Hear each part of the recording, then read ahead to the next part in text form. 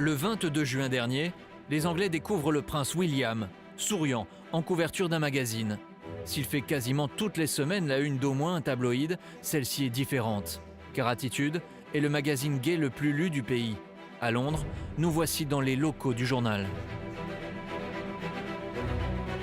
Matthew Todd, le rédacteur en chef, est plutôt fier de lui. C'est lui qui a réussi à décrocher cette couverture historique. C'est historique. On était ravis. Nous avions déjà eu Beckham, Tony Blair, David Cameron ou encore Madonna. Mais avoir le futur roi, c'est vraiment autre chose.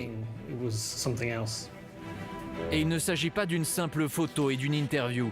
Le coup de force du rédacteur en chef, réunir à Kensington Palace 9 membres de la communauté gay et lesbienne autour du prince William. Pour la première fois, un membre de la famille royale prend position en faveur des droits des homosexuels. Nous avons vraiment vu l'importance d'avoir quelqu'un d'aussi célèbre dans la famille royale qui vienne parler avec la communauté homosexuelle. Je ne pense pas que ce soit déjà arrivé avant. Ce qui s'en rapproche le plus, peut-être, c'est cette fois où la princesse Diana, sa mère, s'est rendue dans des centres pour malades du sida. C'était un signal fort envoyé au monde entier. Et je sens vraiment la connexion entre la portée historique de ce moment avec Diana et cette couverture aujourd'hui. Résultat, pas moins de 22 pages consacrées à l'entretien, de nombreuses photos, ainsi qu'une vidéo grandiloquente, pour renforcer encore le côté historique de la rencontre.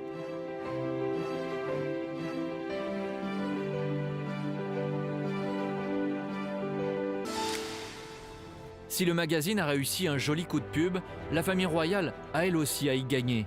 Un prince moderne et décontracté en une d'un magazine gay, serait-ce le signe qu'un vent nouveau souffle sur la couronne britannique? Alors que George vient de fêter ses 3 ans, comment le prince William et sa femme Kate Middleton ont-ils réussi en quelques années seulement à dépoussiérer l'image de la monarchie anglaise?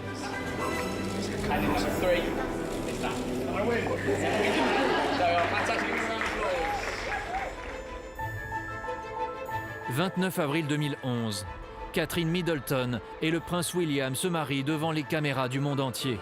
Ce jour-là, pour la première fois et de façon inattendue, ils vont bousculer le protocole royal. Pour sortir de Buckingham Palace, les jeunes mariés ont préféré une voiture au carrosse tirée par des chevaux. Ils ont quitté Buckingham Palace dans la vieille Aston Martin du prince Charles. Et ils ont roulé jusqu'à Clarence House. C'était une vraie nouveauté dans le protocole. Je pense que c'est assez moderne. Très moderne. Un cabriolet à la place d'un attelage, cela peut sembler futile, mais c'est le premier écart d'une longue liste aux traditions de la famille royale. 2 ans après leur mariage, le prince George voit le jour. Voici la première photo officielle du futur roi, 3e sur la liste d'accession au trône. Toute la famille est assise par terre sur l'herbe, et au lieu de faire immortaliser l'instant par un photographe officiel, c'est tout simplement le père de Kate, Michael Middleton, qui a officié.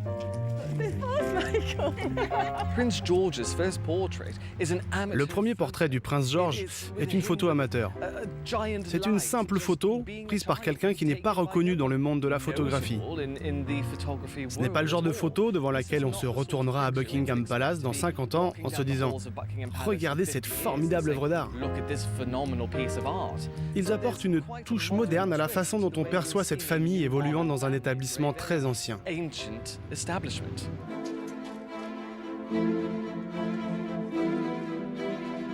S'éloigner du protocole, pour Kate et William, cela passe avant tout par la simplicité. Le 23 octobre 2013, le prince George est baptisé dans la chapelle du palais Saint James, devant seulement 23 convives.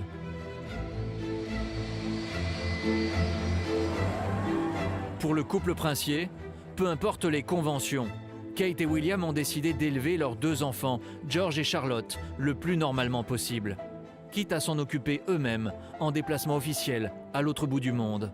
Un fait inédit. Pendant leur voyage en Australie et en Nouvelle-Zélande, le prince George était avec eux et ils ont insisté pour être disponibles tous les soirs pour s'occuper du prince George, le nourrir, le coucher et ensuite répondre à leurs obligations officielles. Mais ils ont bien demandé à être présents pour le prince George et pas laisser les nounous s'en charger.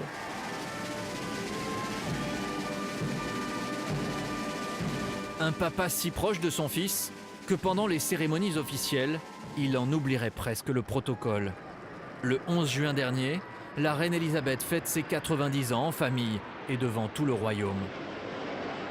Au balcon de Buckingham Palace, le prince William ne va pas passer inaperçu. Il était en train d'expliquer à George quelle était la différence entre ces avions. Et la reine l'a tapoté en lui disant « Lève-toi, William ». Elle a fait ça, « Lève-toi ». Tu ne dois pas être accroupi devant ton enfant sur le balcon. Je pense qu'il était plus père que soldat à ce moment-là. Elle avait parfaitement raison, parce que s'il avait suivi le protocole, il aurait dû rester droit. Mais je pense que c'était naturel pour lui de faire ça. C'était très drôle. Il va très bien, merci. Il est en train de dormir. Kate Middleton aurait-elle aussi une grande influence sur les choix de la famille. Roturière, élevée à la campagne dans une famille d'entrepreneurs, elle espère transmettre ses valeurs. Kate ne vient pas d'une famille aristocratique. Sa famille à elle appartient à ce que l'on appelle la classe ouvrière. Dans ce couple, Kate Middleton a décidé d'élever ses enfants exactement comme elle a été élevée, c'est-à-dire à la campagne, au contact d'autres enfants, contrairement au prince William qui était dans une école privée à Notting Hill, qui a suivi le cursus traditionnel des enfants royaux. Ouvrir la famille royale au monde qui l'entoure et à la modernité, cela passe aussi par plus de proximité avec le peuple britannique. À chaque sortie, Kate et William n'hésitent pas à aller au contact de leur sujet. Ils l'appellent Kate, ils l'appellent William. Il n'y a pas de formalisme. Je pense que c'est très moderne. Le fait de prendre des selfies aussi, de signer des autographes. Aucune famille royale ne l'avait fait auparavant. Des parents modernes, des monarques accessibles et très à l'aise. Tellement à l'aise avec les obligations que le prince William s'est retrouvé au cœur d'une polémique lors de ses dernières vacances au ski. Les tabloïds anglais l'ont accusé d'être paresseux et de préférer aller au ski en famille plutôt que d'assumer ses obligations publiques. Du coup, le couple a entamé une campagne de réhabilitation. William, avec la couverture d'un magazine gay, et Kate, en couverture du magazine Vogue, dans une tenue très proche du peuple. Cette couverture, Kate se montre au naturel. Il faut savoir que les photos ont été prises dans une prairie qui se situe non loin de sa demeure familiale, où elle élève ses enfants, où elle vit avec William, donc loin de Londres, loin du cirque londonien, de la reine. Loin du glamour, Kate met en avant son côté rustique. Une chemise blanche toute simple, un manteau en daim et un chapeau. Pas plus.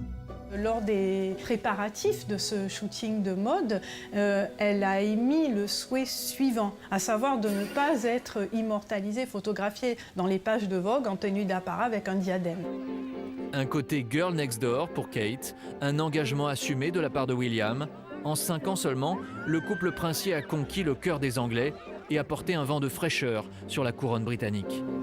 La monarchie anglaise, c'est un nid de poussière. On imagine ça vieux, pas drôle, coincé. Et là, on a un couple qui est drôle, qui danse en voyage officiel, qui demande à ne surtout pas avoir de révérence, à ce qu'on les appelle par leur prénom. Ils sont à l'image de la jeunesse anglaise, c'est-à-dire qu'ils veulent juste montrer qu'ils sont sympas, sérieux, bosseurs, mais en même temps qu'ils sont prêts à faire la fête, que ce sont des bons parents. Une chose est sûre, Kate et William ont à cœur de transmettre cette modernité à la génération suivante et peut-être changer pour de bon l'image de la famille royale britannique.